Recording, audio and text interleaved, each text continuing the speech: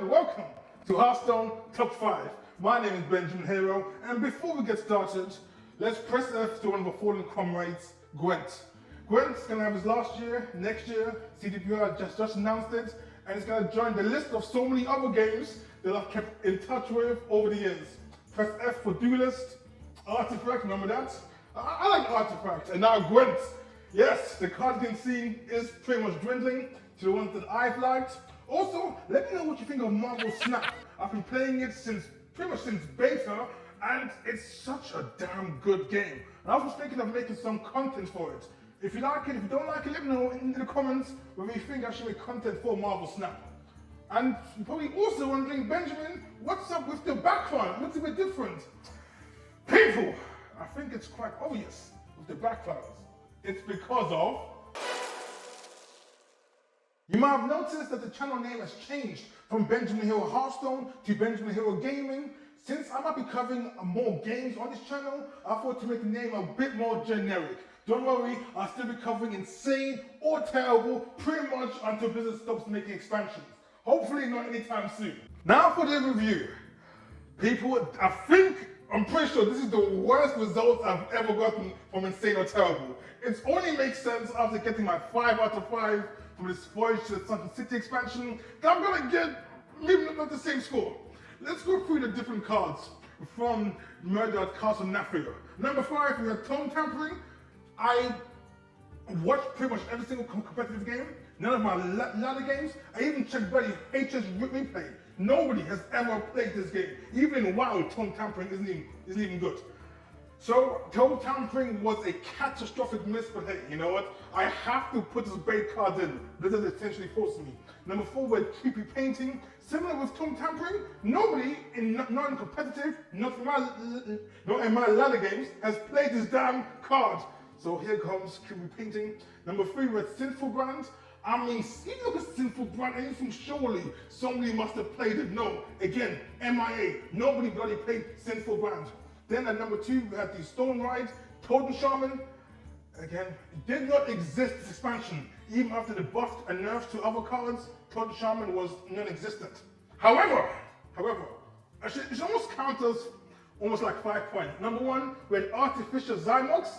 And Artificial was, as predicted, after all the buffs to Relics, Relic Demon Hunter was actually a serious deck of value, where you just discount a lot of cards. So, as predicted, Artificial Zymox was terrible at the start, but after the buffs happened, it was super OP. Now let's hope I have a lot better luck with the next expansion. Just to warn you, my number 1 pick might be a bit too insane. It is easily the craziest choice I've made for a number 1 for an Insane or Terrible list. You'll see what I mean. And number 5, we have Deathbringer Saurfang, a 5-mana 3/5 taunt minion, which is from the Death Knight class with the effect Death Rattle. Return Deathbringer Saurfang to your hand, and now it will cost health instead of mana. What makes this card so interesting to me, if you look at the Death Knight class, it comes in 3 different versions. The Frost Knights, which focuses on spells, mana cheat, and just burning your opponents down. The Blood Knights, which is essentially warrior with the amount of lifesteal it has and the health you can gain. And the Unholy Knights, which is in essence just big swarm minions. Currently, I think what I like so much about Deathbringer Saurfang is that in the Blood Knight class, you essentially have 2 spells which can raise your health up to a maximum of 40. Plus, with Renify, it can be up to 50, which is insane. Plus, you can discover more copies of the +5 max spell. In addition, I see Saurfang be a staple in the control versions because any minion, because it costs 5 health and it has 5 health, which is quite interesting, you essentially are saving the cost by having a 3/5 on board. But the big thing is, if you look at the other Death Knight cards, there are so many busted cards, and I guarantee you it's going to have a similar Demon Hunter launch with how busted this card's going to be. So the question is, why the hell will Saurfang actually even see play? My prediction is that after the enormous amount of nerfs to a Death Knight class, I'll buy Deathbringer Saurfang will have a home in Control Blood Knight Death Knight. That's my prediction, and that's why it's at number 5. At number 4, we have Elder Nadox, a druid legendary, a 5 mana, 5/4 with the effect, destroy undead minion to give its attack to your other minions. What I love about Elder Nadox is because it's such a binary card, which fits the theme of insane or terrible. Either it's you can have a full board of minions, you play Elder Nadox, you destroy one of your undead minions, and you give your minions a stupid attack buff. It's going to be one of their mainstays in Aggro Druid, or it's going to be absolute trash because you're spending 5 mana and you have to have a board that fits this certain quite niche criteria. So there's only 2 ways it can go. It can either be insane or it can be terrible. Sometimes Blizzard just gives me the easy job of picking cards like Elder Nadox. Rumor has it that Elder Nadox doesn't like to be doxed. You get it? Nadox.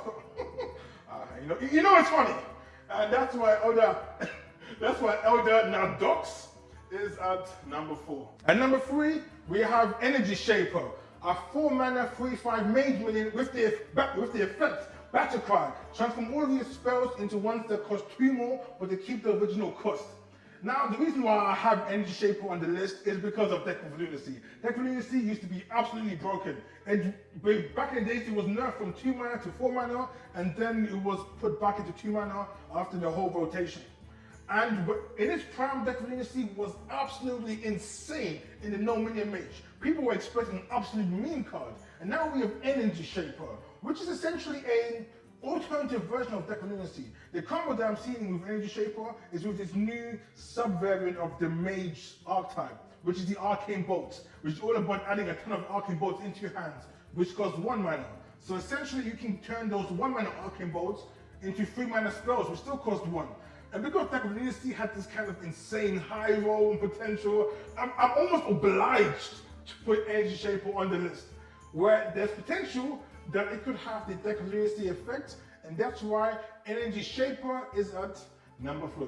At number 2, we have Hope of Quel'Thalas. Man, first of all, great name. Which is a 6 mana hunter weapon with the stats of 4/2 and the effect of giving minions +1/+1 after you attack with the weapon. So essentially, after 2 attacks, you give your minions +2/+2 wherever they are. It could be from spells, it could be from summon minions, it could be from plague minions, no matter where. And we've never had an effect that buffs pretty much every minion that you have, no matter where it is before in Hearthstone. We have cards like Typhoon before and like Flick, but nothing to do with buffing to this extent, and pretty much all cards. And because of this unique and new interaction, I can see it work. But the big issue is current the new Hunter archetype, which is the Arcane Hunter, won't need this card, and the current Beast Hunter variant is already so damn heavy on the top end, I don't quite see a simple +2/+2 buff taking this long as well, being that impactful, especially when it interferes with the Wild Seed cards like the Stag. So in essence, there has to be a new deck. And because the effect is so unique, because it affects every minion, I'm giving the potential of it being insane. Just to warn you, my number 1 pick might be a bit too insane. It is easily the craziest choice I've made for a number 1 for an insane or terrible list. You'll see what I mean. At number 1, we have easily the worst card I ever put on the number 1 spot on the insane or terrible list.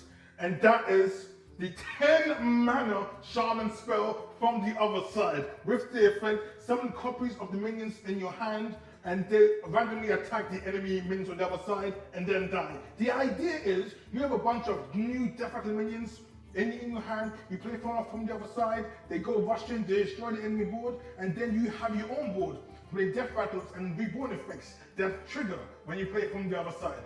But the issue is, this costs 10 mana. So I thought, where's the hope? Well, we see Mage play Rune of the Archmage with Barbaric Sorcerers with Mailbox Dancers. Give your opponent the coin, then you play with Barbaric Sorcerers, you turn your from the other side from a 10 mana monstrosity to a 0 mana card. So there is this niche out that you can actually reduce the cost of from the other side. And because this is insane or terrible, there's no card in this expansion that really encapsulates the power of from the other side. Because it's so expensive, it can either be a meta-defining card, which no one ever expected, or absolute trash. And that's why I'm almost scared, because my list is looking really damn trash so far. This is why. From the other side is a number 1. And for number 0, we have your feedback. Let me know what you think of the green screen setup, whether you like it or not. Also let me know what you think of Marvel Snap. I'm really dumb enjoying the game. But I want to see what you all think. I mean, Brent Bro is heading it up. And this man knows how to make games. Yes, but for now, I'll see you in the next video. Adios.